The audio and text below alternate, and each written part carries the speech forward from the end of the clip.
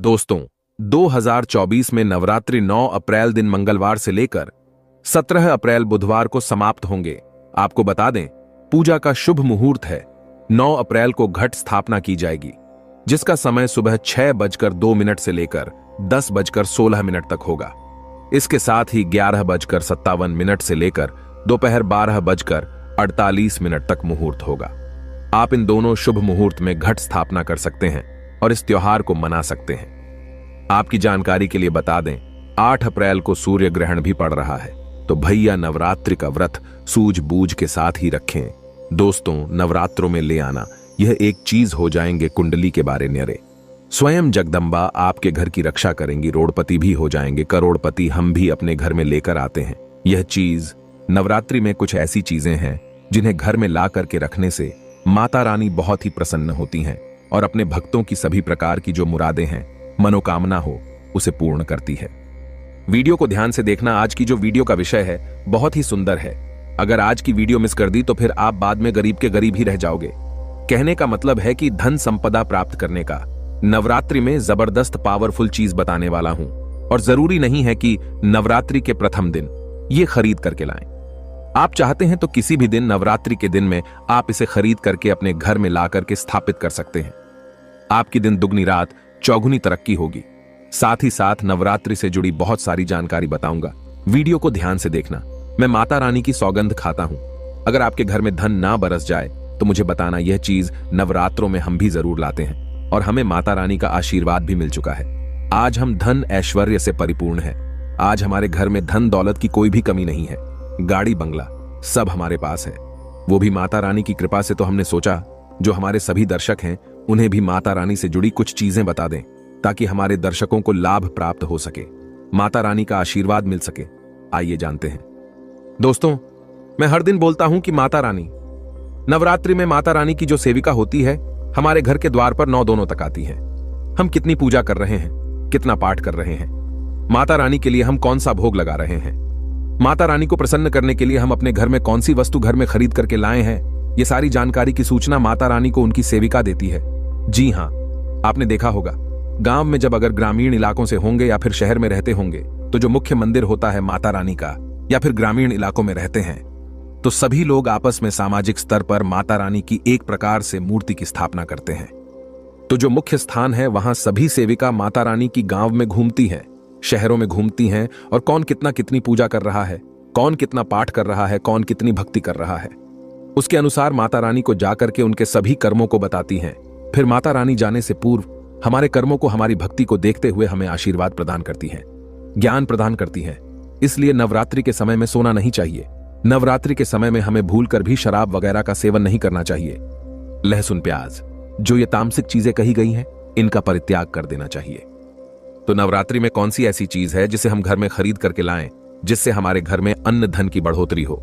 सारी जानकारी इस वीडियो में जानेंगे। तो चलिए मैं आप लोगों को बताना चाहूंगा नवरात्रि में हमें कौन सी चीज लानी चाहिए। तो आप अगर इस प्रकार की जानकारी में इंटरेस्ट रखते हैं तो वीडियो को लाइक करके चैनल को सब्सक्राइब जरूर करना, और कमेंट बॉक्स में जय माता दी जरूर लिख देना। माता रानी, हम आपसे बहुत प्यार करते हैं। दोस्तों, हमारे धर्मशास्त्र कहते हैं आप में से अधिकतर ऐसे लोग हैं जो कि विदेश यात्रा करना चाहते हैं, या फिर आप में से ऐसे लोग हैं जो कि हमारे हिंदू धर्म में कहा गया है तीर्थों की यात्रा करना चाहते हैं, 4 धाम की यात्रा करना चाहते हैं। लाख प्रयास करने के भी बाद आपकी मनोकामना पूर्ण नहीं हो पा रही है, तो आप जो है नवरात्रि के समय में ध्वजा घर में खरीद करके लाएं, इसे माता रानी को समर्पित कर दें, और नवमी के दिन इसे किसी भी देवी मंदिर में जाकर के इसे आप चढ़ा देना, या फिर मंदिर में जाकर इसे समर्पित कर देना। बिल्कुल ही आपकी विदेश यात्रा है या फिर 4 धाम की यात्रा करना चाहते हैं, वह यात्रा मंगलमय हो जाएगी। चाह करके भी वह यात्रा पूर्ण नहीं हो पा रही है, यानी कि समय नहीं बना पा रहे हैं, आपका समय बन जाएगा, आपके सभी रास्ते खुल जाएंगे, यकीन मानिए।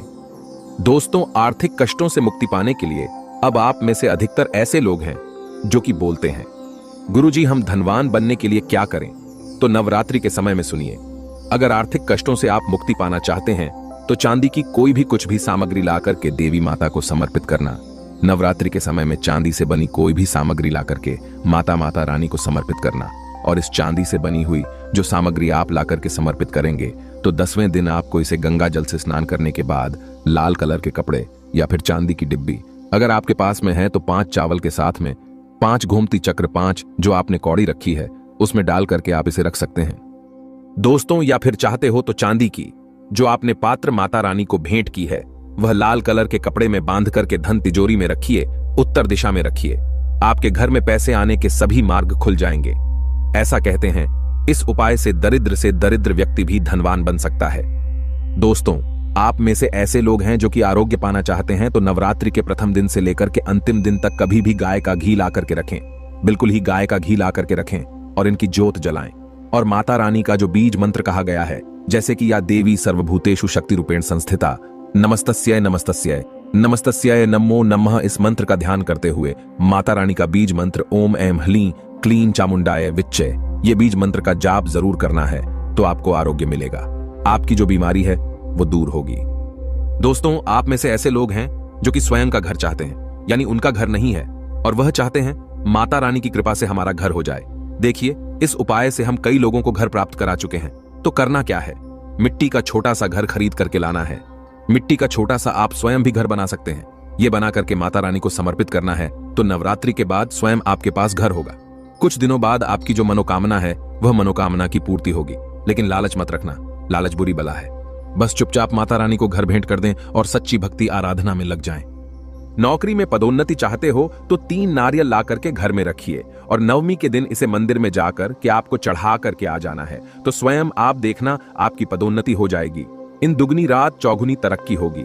गल्ला हमेशा नोटों से भरा रहेगा, धन से घर भरा रहेगा। दोस्तों, आप में से अधिकतर लोग हैं जो कि आकर्षण बढ़ाना चाहते हैं तो धूप, सुगंध, अगरबत्ती, रुई या फिर चमकीली जो सामग्री है ये खरीद करके माता रानी को समर्पित करें। अब चलिए, मैं आप लोगों को अपार धन संपत्ति प्राप्त करने के लिए जबरदस्त गुप्त प्रयोग बता रहा हूं। तो अपार धन संपत्ति प्राप्त करना चाहते हैं तो इन 9 दिनों में आपको किन्नर से 1 रुपए का सिक्का मांग लेना है। देखिए, बड़ी मुश्किल से किन्नर पैसे देते हैं क्योंकि उनकी जो दुआ होती है उसमें काफी दम होता है। अगर आपके पास में कोई किन्नर अच्छे संपर्क में है, आपसे अच्छा बनता है तो नवरात्रि में किन्नर से आपको 1 रुपए का सिक्का लेना है और आपको इसे गंगा जल में धोने के बाद नवरात्रि के समय में ही आपको अपनी तिजोरी या फिर पर्स में रखना है। आजीवन आपके घर में पैसों की कमी नहीं होगी। किन्नर को मां जगदंबा का आशीर्वाद प्राप्त है, ब्रह्मा जी का वरदान प्राप्त है, राम जी का वरदान प्राप्त है। उनका आशीर्वाद सच्चे दिल से अगर जिस किसी भी व्यक्ति के सर पर हो जाए तो उसका बेड़ा पार हो जाता है, उसे राजा बनने से कोई नहीं रोक सकता। लेकिन याद रहे, किन्नर असली होना चाहिए।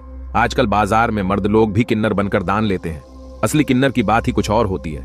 उसे देवतुल्य माना जाता है, ईश्वरीय शक्ति के रूप में माना जाता है। जो कुदरती किन्नर होता है उसे किन्नर द्वारा मिला आशीर्वाद स्वयं हीरा बन जाता है, धन बन जाता है, सोना चांदी बन जाता है। दोस्तों, आप चाहते हैं तो मौली धागा भी इस दिन खरीद करके 9 गांठ लगा दीजिए। 9 गांठ लगाने के बाद इस धागे को 9 मनोकामना बोलते हुए, नव दुर्गा का ध्यान करते हुए, 9 प्रकार की मनोकामना बोलते हुए 9 गांठ लगाना है और नव दुर्गा माता को इसे समर्पित कर देना है, यानी कि भेंट कर देना है। तो 9 प्रकार की आपकी इच्छा की पूर्ति होती है, 9 प्रकार के आपको फल प्राप्त होते हैं। माता बड़ी प्रसन्न होती है, खुश होती है। दोस्तों, आप चाहते हो तो कमल पर विराजमान माता लक्ष्मी की तस्वीर भी ला सकते हैं। इससे धन स्मृति घर में बढ़ती है, सौभाग्य की प्राप्ति होती है। लेकिन एक बात का विशेष ध्यान रखना, इसे आपको उत्तर दिशा में लगाना है। आप चाहते हो तो नवरात्रि के किसी भी दिन में 16 श्रृंगार खरीद करके ला सकते हैं। ऐसा माना जाता है जो भी व्यक्ति अपने जीवन काल में चाहे एक ही बार क्यों ना हो, चाहे जो भी माता बहनें जीवन काल में चाहे एक ही बार क्यों ना हो, माता रानी को अगर 16 श्रृंगार चढ़ा दें तो ऐसे व्यक्ति की जो पारिवारिक जीवन में जो अशांति है, ऐसे व्यक्ति के अगर पारिवारिक जीवन में किसी भी प्रकार की परेशानी है, वह परेशानी समाप्त हो जाती है। अगर कोर्ट कचहरी का मामला चल रहा है या फिर वाद विवाद बढ़ चुका है, डिवोर्स होने का खतरा है, तो 16 श्रृंगार माता रानी को चढ़ा देना बिल्कुल ही बिखरता परिवार बन जाएगा, यानी कि माता रानी बर्बाद होने से बचा लेती है। लेकिन याद रहे, 16 श्रृंगार अच्छे से अच्छा माता को समर्पित करना। मार्केट में केमिकल द्वारा भी श्रृंगार होते हैं जो कि 2 पैसे के होते हैं, खराब होते हैं, सड़े गले होते हैं, उनमें किसी किसी में तो सामान ही नहीं होता। इसलिए देखकर 16 श्रृंगार अर्पित करें। दोस्तों, नवरात्रि में आप चांदी के सिक्के लाइए, इसे बहुत ही अच्छा माना जाता है। मोरपंख शस्त्रों में बहुत ही शुभ माना गया है। नवरात्रि में मां सरस्वती का जो प्रिय मोरपंख है, अगर घर में लाकर के स्थापित करते हैं तो आपके घर में जितने भी विद्यार्थी हैं उनके पढ़ने लिखने की जो क्षमता है वो तीव्र हो जाती है, बुद्धि का विकास होता है, बल बुद्धि बढ़ती है, ताकत बढ़ती है। ऐसा व्यक्ति शिक्षा के क्षेत्र में कभी हारता नहीं है। मोर पंख ला करके घर में स्थापित करके रखने से ये घर से नकारात्मक ऊर्जा को भगाने का काम करते हैं। घर में एक प्रकार का पॉजिटिव वातावरण ये कर देते हैं। घर में नकारात्मक शक्ति को सोख लेते हैं, अपने अंदर में समाहित कर लेते हैं और आपके घर में लगा वस्तु है उसे भी भगाने का काम करते हैं। दोस्तों, आप कुछ करें या ना करें, लेकिन नवरात्रि के समय में केले का पौधा अपने घर में जरूर लगाना।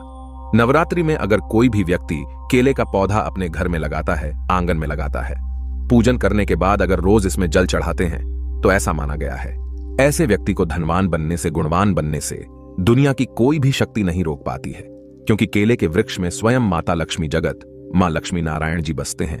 और नवरात्रों में अगर केले का वृक्ष घर में लाया जाए तो घर में खुशहाली आती है, तरक्की बढ़ती है, नौकरियां प्राप्त होती हैं, सरकारी नौकरी प्राप्त होती है। दोस्तों, और भी कुछ सामग्री हैं जिसे नवरात्रि में आपको अवश्य लानी चाहिए, जैसे कि चांदी का कछुआ है। अगर आपके पास थोड़े बहुत पैसे हैं तो चांदी का कछुआ अपने घर में जरूर लाइए।